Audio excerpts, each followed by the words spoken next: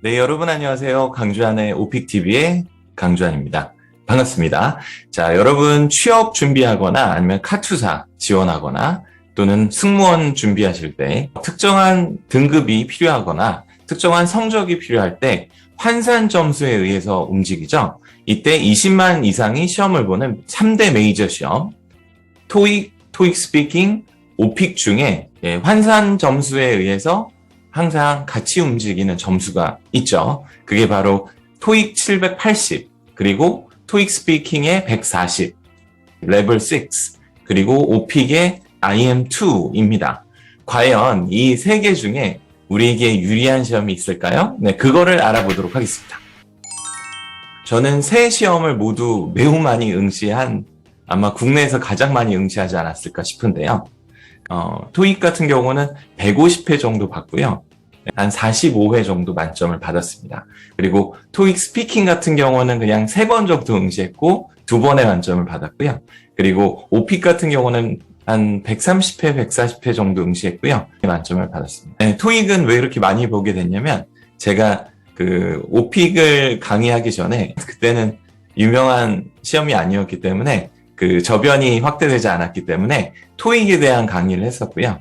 그 토익과 오픽 그리고 토익 스피킹 모두 강의를 해봤기 때문에 일단 시험에 대해서는 잘 알고 있지만, 근데 지금 얘기하는 건 시험 자체가 아니라 상위 몇 퍼센트가 그 득점을 맞느냐에 집중을 해보려고 해요. 왜냐하면 제 생각에는 토익 보는 분들과 그리고 토익 스피킹 그리고 오픽을 보는 분들이 서로 완전 다른 그룹이라고 보진 않습니다. 왜냐하면 취준의 목적도 똑같고 승진의 목적도 똑같기 때문에 가장 유사한 분들이 본 세 개의 다른 시험이라고 생각합니다. 그래서 상위 몇 퍼센트가 과연 그 득점을 맞았는지를 알면 어떤 시험이 나에게 유리할지를 알 수 있을 것 같다는 생각을 했죠. 근데 그 전제가 일단 들어갔다는 거. 네, 그거는 좀 알아두시면 좋을 것 같고요. 그래서 토익 780의 상위 몇 퍼센트냐를 알기 위해 기존 같은 경우는 두 개 LC와 RC 합쳐서 그 성적을 가지고 상위 몇 프로를 알려줬단 말이죠. 퍼센타일을 알려줬는데 이제는 좀 바뀌어서 LC와 RC의 각각의 퍼센타일이 나오기 때문에 그 두 개의 평균을 내면 780에 해당하는 사람의 상위 퍼센트를 알 수가 있는데요. 제가 여러 성적을 입수해서 그 LC, RC 모두 해서 평균을 내봤더니 정말 비슷하게도 상위 23%가 나오더라고요. 그러니까 내가 100명 중에 23등을 하는 시험이 되어야 된다는 거죠. 그래야 780이 이루어지고 뭐 카투사 또는 뭐 각종 승진 또는 취업에 활용할 수가 있는 거죠. 그리고 같은 동기간에 발표된 토익 스피킹의 상위 퍼센타일은 레벨 6가 이제 범위가 있잖아요.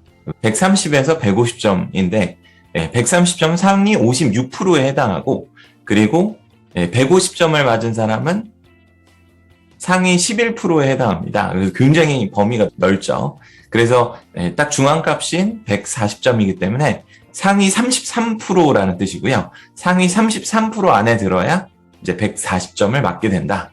이거를 알 수가 있습니다. 자, 그러면 오픽의 IM2를 몇 프로가 상위가 받는지 알아보도록 할게요. 네, 오픽은 등급별로 성적을 발표한 경우가 꽤 있었고요.